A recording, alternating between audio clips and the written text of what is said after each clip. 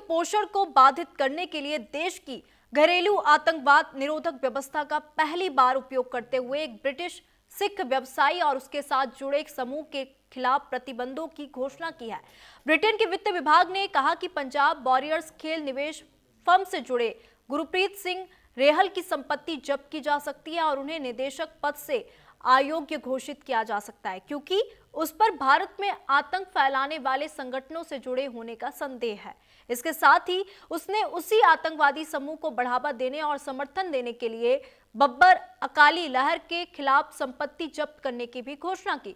वित्त मंत्री Lucy Rigby ने कहा कि आतंकवादियों द्वारा ब्रिटेन की वित्तीय प्रणाली का दुरुपयोग करने पर हम चुप बिल्कुल नहीं बैठेंगे। उन्होंने यह भी कहा कि यह ऐतिहासिक कार्रवाई दर्शाती है कि हम आतंकवाद के वित्त पोषण को रोकने के लिए अपने पास मौजूद हर तरीके का इस्तेमाल करने के लिए तैयार है, चाहे वह कहीं भी हो और चाहे इसके लिए कोई भी जिम्मेदार हो। खुफिया सूत्रों का कहना है कि ब्रिटेन की सरकार के इस एक्शन से ब्रिटेन में आतंकी फंडिंग को रोकने के लिए चल रहे भारत के प्रयासों को काफी मदद मिलेगी।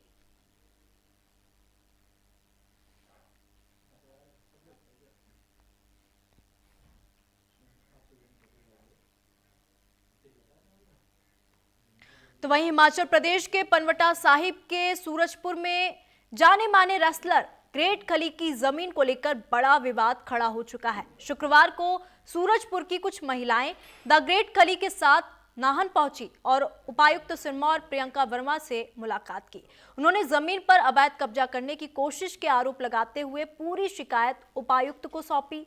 मुलाकात के दौरान खली और महिलाओं ने उपायुक्त को पूरे मामले की जानकारी दी और निष्पक्ष कार्रवाई की मांग भी की। उन्होंने कहा कि प्रशासन सही जांच करे और वहां रह रहे परिवारों को न्याय दिलाए। शिकायतकर्ता का कहना है कि वे 28-8 बीघा जमीन की असहस्वामी है, पिछले 5 दशक से वहां रह रहे हैं, लेकिन अब परिवारों पर अचानक से प्रेशर बनाया जा रहा है, उनके जमीन को हड़पने का प्रयास किया जा रहा है। शिकायत में यह भी कहा गया कि यह पूरी कार्रवाई राजस्व अधिकारियों की मिलीभगत से की जा रही है।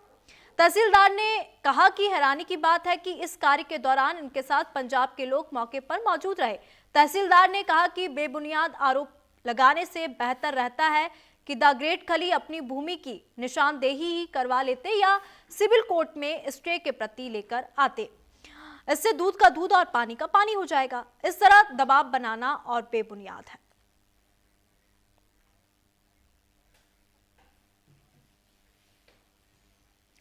तो मध्य प्रदेश के सिवनी जिले के एक सरकारी स्कूल में मजहबी नारे लगाने के मामले में बड़ा एक्शन हुआ। जिला शिक्षा अधिकारी ने आरोपी प्रिंसिपल को डीओ कार्यालय में अटैच कर दिया। साथ ही पूरे मामले की जांच के लिए 4 सदस्यीय टीम का गठन भी किया गया, जो आज स्कूल पहुंचकर जांच रिपोर्ट तैयार करेगी। बता दें कि शासकीय उच्चतर माध्यमिक विद्यालय अरी की महिला प्रिंसिपल पर हिंदू बच्चों से मजहबी नारे अल्लाहू अकबर के नारे लगाए जाने का गंभीर आरोप बच्चों ने लगाया था, जिसके बाद विश्व हिंदू परिषद और बच्चों के परिजनों ने स्कूल पहुंचकर विरोध जताते हुए प्रदर्शन किया था। उधर विश्व हिंदू परिषद के लोगों ने प्रिंसिपल पर ठोस कार्रवाई की मांग भी की है। मजहबी नारे लगवाने के आरोप में छात्रों ने भी हंगामा किया।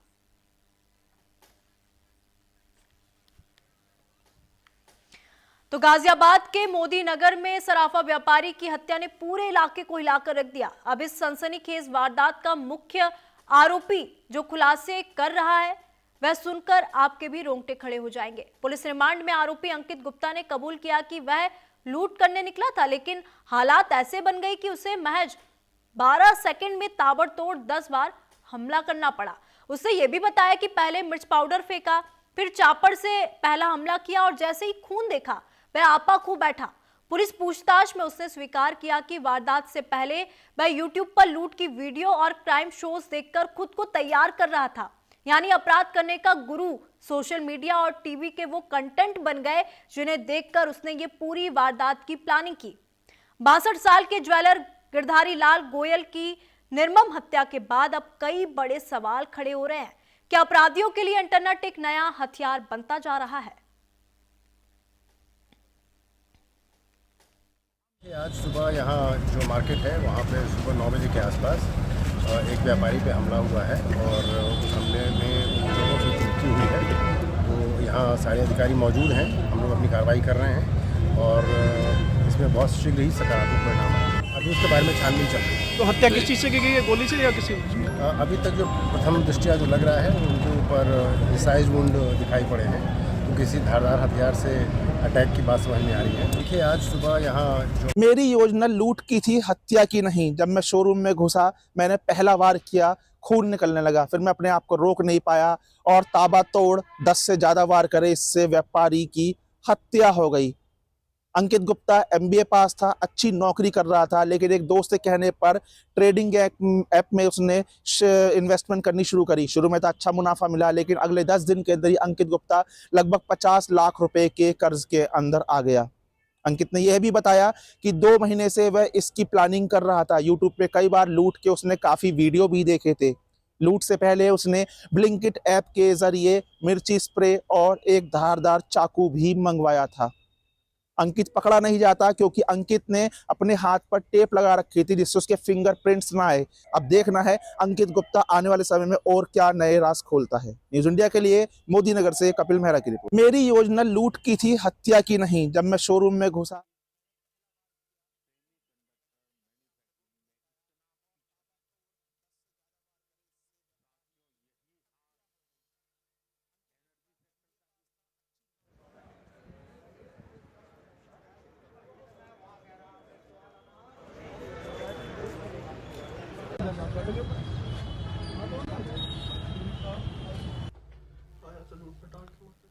तो सराफा व्यापारी की यहाँ पे निर्मम तरीके से हत्या कर दी गई है और जो आरोपी है वो गिरफ्तार हो चुका है। और गिरफ्तारी के बाद आरोपी ने कई बड़े खुलासे किए कि कैसे इसने इस पूरी वारदात को अंजाम दिया। तो वहीं आपको बता दें, आरोपी पहले क्राइम शो देखता था और पूरी तैयारी बनाता था कि किस तरीके से इस वारदात को अंजाम देना है। तो सराफा व्यापारी की हत्या का जो मामला है सामने आया और आपको बता दें आरोपी पकड़ा ना जाए इसलिए उसने पहले से ही पूरी प्लानिंग बना ली थी। उसने अपने हाथों में टेप लगा रखा था जिससे उसके जो फिंगरप्रिंट है वो भी ना मिल पाए। लेकिन अभी आरोपी जो है पुलिस की गिरफ्त में और तमाम बड़े बड़े खुलासे किए, कैसे मिर्ची पाउडर स्प्रे किया, फिर उसके बाद लगातार 12 सेकंड में हमला करता हुआ नजर आया। ज्वेलरी शॉप का ये वीडियो जो है CCTV कैमरे में कैद हो गया और इसके आधार पर पुलिस ने इस पूरे मामले की जांच पड़ताल भी की।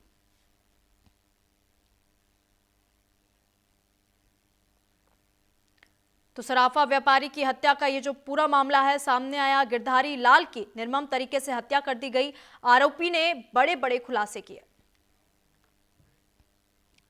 तो वहीं लखीमपुर खीरी की रहने वाली 24 साल की नूरजहां अब नया जीवन शुरू कर चुकी है। 3 तलाक और हलाला जैसी प्रथाओं से दुखी होकर उन्होंने इस्लाम धर्म त्याग दिया है। उन्होंने बरेली के एक युवक धर्मपाल को अपने जीवन साथी के रूप में चुना। विधि विधान के साथ उन्होंने धर्म अपनाया। नूरजहां अब पूनम बन चुकी हैं। पूनम का यह कहना है कि अब वह सम्मानपूर्वक जीवन जीना चाहती हैं। नूरजहां करीब 5 साल पहले नौकरी के लिए दिल्ली आ गई थी। वहां मुंडेरा इलाके में एक खिलौना फैक्ट्री में काम करती थी। उसी फैक्ट्री में बरेली के धर्मपाल भी नौकरी किया करते थे। दोनों एक ही कंपनी में बच्चों की छोटी कारें और दूसरे प्लास्टिक खिलौने बनाते थे।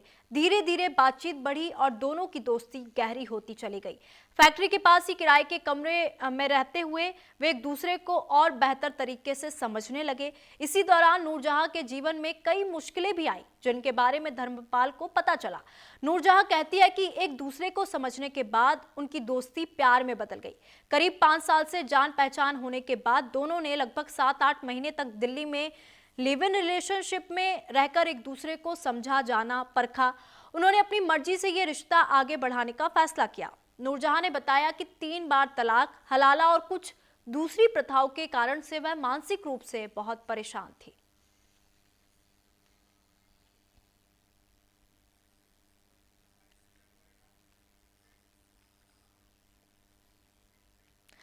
तो उत्तर प्रदेश के जालौन में हृदय विदारक घटना हो गई जब कुठौन थाना प्रभारी अरुण कुमार राय को संदिग्ध परिस्थितियों में गोली लग गई। गोली की आवाज सुनते ही मौके पर पहुंचे हमराही सिपाहियों ने थाना प्रभारी को घायल अवस्था में देखा। आनन फानन और प्राथमिक स्वास्थ्य केंद्र कुठौन ले गए, जहां से उनकी गंभीर हालत को देखते हुए मेडिकल कॉलेज उरई रेफर कर दिया गया। घटना की जानकारी मिलते ही पुलिस अधीक्षक डॉक्टर दुर्गेश कुमार, अपर पुलिस अधीक्षक प्रदीप कुमार वर्मा सहित अन्य अधिकारीगण मौके पर पहुंच गए। एसपी डॉक्टर दुर्गेश कुमार ने बताया कि घटना की जांच की जा रही है। वहीं देर रात थाना प्रभारी की मौत हो गई। पुलिस अधिकारियों ने घटनास्थल का निरीक्षण किया। हमराही सिपाहियों ने बातचीत की और पुलिस अधीक्षक ने बताया कि प्रभारी निरीक्षक अरुण कुमार राय ने अपनी सर्विस रिवॉल्वर से खुद को गोली मारी। डॉक्टर दुर्गेश कुमार का ये बयान जो है वो भी सामने आया। श्री अरुण कुमार राय आज लगभग 9:30 बजे स्वयं के सर्विस रिवॉल्वर से गोली चलाई है अपने ऊपर। उनको वहां से मेडिकल कॉलेज लाया गया है, अभी उपचाररत हैं। और कारण क्या है, इन कारणों का हम लोग पता लगा रहे हैं, इसकी विवेचना कर रहे हैं। आगे जैसे होगा आपको अवगत कराया जाएगा।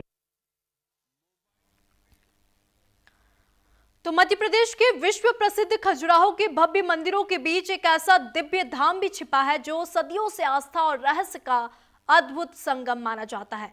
दूल्हा देव मंदिर एक ऐसा स्थल जहां स्थानीय मान्यता है कि स्वयं भगवान शिव दूल्हों को विशेष रूप से आशीर्वाद देने आते हैं। कहा जाता है कि यहाँ बिना मत्था टेके कोई भी बारात शुभ नहीं मानी जाती। खजुराहो की प्राचीन नक्काशी और चंदेल कालीन वैभव के बीच स्थित ये शिवालय आज भी लोक परंपराओं का जीता जागता प्रतीक है। माना जाता है कि मंदिर के पवित्र शिवलिंग की एक परिक्रमा 1000 परिक्रमाओं के बराबर फल देती है। इसी आस्था के कारण हर दिन बड़ी संख्या में दूल्हे और उनके परिवार यहाँ पहुंचते हैं, शुभ जीवन की कामना लेकर और दूल्हा देव के दर पर प्रणाम करते हैं। क्यों इतना खास है ये मंदिर, कैसी है इस आस्था की शक्ति और कैसे सदियों पुरानी ये परंपरा आज भी वैसी ही जीवंत है।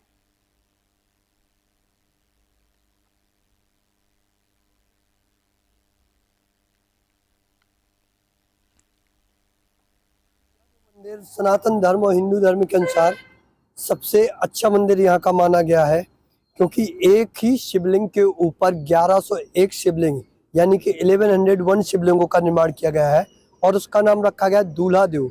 दूल्हा देव का अर्थ होता है पति परमेश्वर होता है। यहाँ पर ऐसी मान्यता है कि जब इंसान की शादी होती है तो 3 दिन के लिए उसे देव तुल्य माना जाता है। देव मीन्स होता है भगवान के बराबर। ये भगवान शिव का दूसरा मंदिर है जो खजुराहो में है। यहाँ पर भगवान शिव दूल्हे के फॉर्म में विराजमान है और यहाँ पर माना जाता है कि जितने भी शादियां होती है तो पहले दूल्हा यहाँ आता है, माथा टेकता है, फिर वो जाता है बारात लेकर। हाँ, ये 10वीं 11वीं सदी का है और ये मंदिर मतलब बाद में बना, सबसे न्यू मंदिर है पूरे खजुराहो में। देखा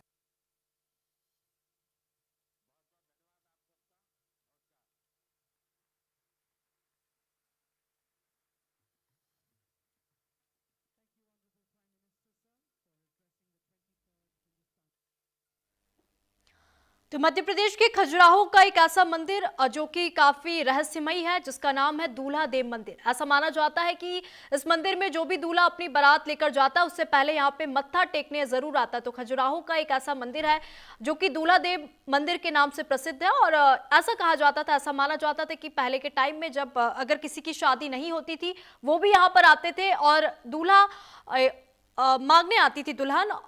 इस तरह की मान्यताएं जो है दूल्हा देव मंदिर की है। तो वहीं एक मान्यता यह भी है कि जब भी दूल्हा जो है बारात लेकर दुल्हन के घर जाता है उससे पहले इस मंदिर में जरूर आता है और मत्था टेकता है।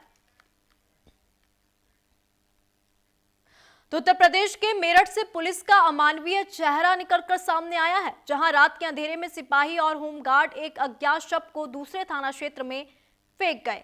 अगले दिन सुबह दुकान के बाहर शव दिखने से इलाके में हड़कंप मच गया। तुरंत मामले की जानकारी पुलिस को दी गई। मौके पर पहुंची पुलिस ने शव को कब्जे में लेकर पोस्टमार्टम के लिए भेज दिया, साथ ही जांच शुरू कर दी गई है। इस बीच सीसीटीवी फुटेज खंगालने के दौरान जो कुछ भी सामने आया उसने सभी को हैरानी में डाल दिया। मेरठ में नौचंदी थाने के पुलिसकर्मी लोहिया नगर थाना क्षेत्र में शव फेंकते नजर आ रहे हैं। यह घटना मौके पर लगे सीसीटीवी कैमरे में कैद हो गई, जो कि तेजी से अब वायरल हो रही है। वीडियो वायरल होने के बाद एसपी सिटी को जांच सौंपी गई। जांच में सामने आया कि नौचंदी थाना क्षेत्र के एल ब्लॉक चौकी इलाके में गुरुवार देर रात एक अज्ञात शव मिला था। अपनी जिम्मेदारी से बचने के लिए सिपाही राजेश और होमगार्ड रोहताश उसे ई रिक्शे में रखकर लोहिया नगर थाना क्षेत्र की दुकान के सामने फेंक कर चले जाते हैं। उनकी करतूत दुकान के पास लगे सीसीटीवी कैमरे में कैद हो जाती है। इस मामले में चौकी इंचार्ज जितेंद्र और सिपाही राजेश को निलंबित किया गया है। साथ ही होमगार्ड पर कार्रवाई करने के लिए कमांडेंट को पत्र लिखा गया है। चौकी इंचार्ज पर लापरवाही बरतने के चलते ये कार्रवाई की गई है और मेरठ एसएसपी विपिन ताडा ने बताया कि मामले की जांच एसपी सिटी को सौंपी गई है। इसकी विस्तृत जांच करवाई जाएगी। इस मामले में अगर कोई और भी शामिल पाया गया तो उसके खिलाफ भी सख्त कार्रवाई होगी। आज थाना लोहिया नगर में एक व्यक्ति का शव दुकान के बाहर मिला जिस पर कोई चोट के निशान नहीं थे। इस पर पुलिस ने उसे कब्जे में लेकर पोस्टमार्टम के लिए भिजवाया। जब पुलिस ने इसमें जांच की तो ज्ञात हुआ कि ये शव एक रिक्शा में लाकर वहां रखा गया था, जिस पर कि साथ में 2 पुलिसकर्मी भी थे, एक में कांस्टेबल राजेश और एक में हेड होमगार्ड रोहतास के रूप में उनकी जानकारी हुई। इस पर दोनों पर कार्रवाई करते हुए दोनों को निलंबित कर जो होमगार्ड कमांडेंट हैं उनको भी रिपोर्ट भेजी गई है। रोमानिया से कार हादसे का बहुत ही भयानक वीडियो सामने आया। यहां एक कार ड्राइवर ने अपनी मर्सिडीज को हवा में उड़ा दिया और 2 कारों के ऊपर से निकल गया। गनीमत रही कि उसकी जान नहीं गई। घटना 3 दिसंबर की बताई जा रही है, जब तेज रफ्तार गाड़ी एक राउंड अबाउट में घुसी, फुटपाथ से टकराई और ट्रैफिक के ऊपर हवा में उछल गई। फिर ओराडिया शहर के उत्तर पश्चिमी इलाके में एक पेट्रोल पंप से कुछ ही गज की दूरी पर सड़क किनारे खंबे से टकरा गई। सोशल मीडिया पर वायरल सीसीटीवी वीडियो में मर्सिडीज कुछ देर के लिए फ्रेम से गायब हो जाती है। फिर एक जोरदार धमाके की आवाज आती है जब वह घास के किनारे लगे मेटल के खंबे से टकराती है। ये वीडियो सामने आया है जो कि दिल दहला देने वाला वीडियो है और गनीमत रही कि इसमें मर्सिडीज जो चला रहा था उसकी जान बच गई। 3 दिसंबर का ये वीडियो बताया जा रहा है। तो टक्कर के बाद देखिए मर्सिडीज कार जो है हवा में उछलती हुई नजर आ रही है और ये पूरी घटना सीसीटीवी कैमरे में कैद हो गई और ये वीडियो जो है हैरान कर देने वाला है। गनीमत रही कि जो ये कार चला रहा था उसकी जान बच गई है। किसी भी तरह की जनहानि की खबर सामने नहीं आई है, लेकिन ये वीडियो जो है जमकर सोशल मीडिया पर वायरल हो रहा है। 3 दिसंबर की ये घटना बताई जा रही है। तो दिल दहला देने वाला हादसा है और तस्वीरें आप देख सकते हैं कि कैसे हवा में उड़ती हुई नजर आ रही है मर्सिडीज। 2 कारों के बीच से ये मर्सिडीज जाती है और ये पूरी घटना सीसीटीवी कैमरे में कैद हो गई। तो केरल के कोल्लम से एक चौंकाने वाली खबर सामने आई। यहां राष्ट्रीय राजमार्ग का एक अप्रोच रोड अचानक धंस गया, जिसके बाद सड़क पर मौजूद कई गाड़ियां, जिसमें एक स्कूल बस भी शामिल थी, बुरी तरह से फंस गई। इस घटना की जानकारी मिलने के बाद स्थानीय प्रशासन और आपदा प्रबंधन दल ने तत्काल राहत कार्य शुरू कर दिया। जानकारी के अनुसार नेशनल हाईवे के कोल्लम राष्ट्रीय राजमार्ग का एक अप्रोच रोड अचानक से धंस जाता है, जिसके बाद सड़क पर मौजूद कई गाड़ियां, जिसमें एक स्कूल बस भी शामिल है, वो बुरी तरह से फंस जाती है। वीडियो में आप साफ देख सकते हैं सेक्शन में सड़क के एक हिस्से में अचानक धंसाव होता है। इस दौरान सड़क पर कई निजी गाड़ियां, बाइक और एक स्कूल बस मौजूद थी। वाहन चालक और स्कूल बस में बैठे बच्चों में से अधिकतर को तत्काल सुरक्षित निकाल लिया गया।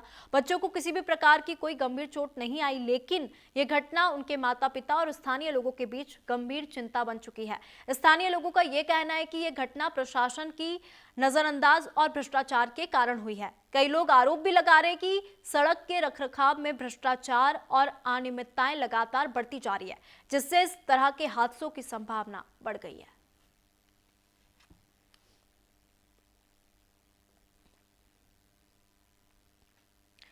तो केरल का ये वीडियो जो है सामने आया है। केरल के कोल्लम का ये पूरा मामला बताया जा रहा है, जहां पे अचानक से सड़क जो है धंस जाती है, जिसमें निजी वाहन चल रहे हैं और इसमें एक स्कूल बस भी शामिल है, आप देख सकते हैं। हालांकि स्कूल बच्चों को सुरक्षित बाहर निकाल लिया गया है।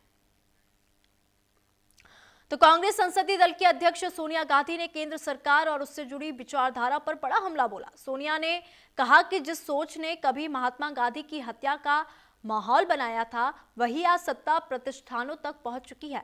उन्होंने आरोप लगाया कि इस विचारधारा के अनुयायी न सिर्फ गांधी के हत्यारों को महिमा मंडन करते हैं, बल्कि भारत की मूल भावना, संविधान और संस्थाओं को कमजोर करने की कोशिश में लगे हैं। सोनिया गांधी ने आगे कहा कि यह विचारधारा सिर्फ इतिहास को तोड़ने मरोड़ने तक सीमित नहीं है, बल्कि उसने अतीत में जो नफरत पैदा की थी, वह महात्मा गांधी की हत्या तक पहुंची। उन्होंने आरोप लगाया कि उसी विचारधारा के अनुयायी आज गांधी के कातिलों का महिमा मंडन करते हैं। सीपीपी की चेयरपर्सन सोनिया गांधी शुक्रवार को दिल्ली में जवाहर भवन में आयोजित नेहरू सेंटर इंडिया के लॉन्च कार्यक्रम को संबोधित कर रही थी, तब उन्होंने ये बड़ी बातें कही।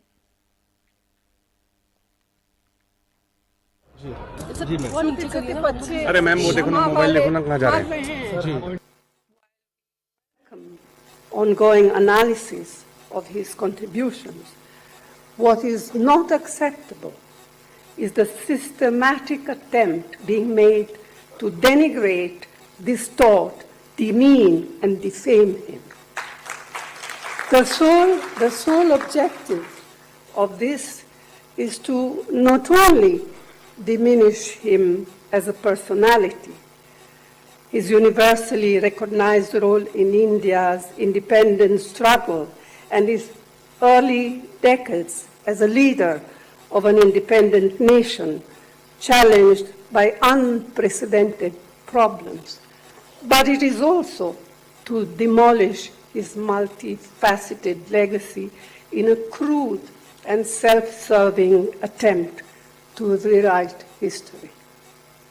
Analysis is one thing, but deliberate mischief with what he said, what he wrote, and what he did is another thing and totally unacceptable. And who are the forces that have launched this project? Ahmedabad के जामनगर में आम आदमी party के विधायक Gopal Italia पर गुजरात जोड़ो यात्रा से जुड़े एक सार्वजनिक सम्मेलन के दौरान जूता फेंका गया।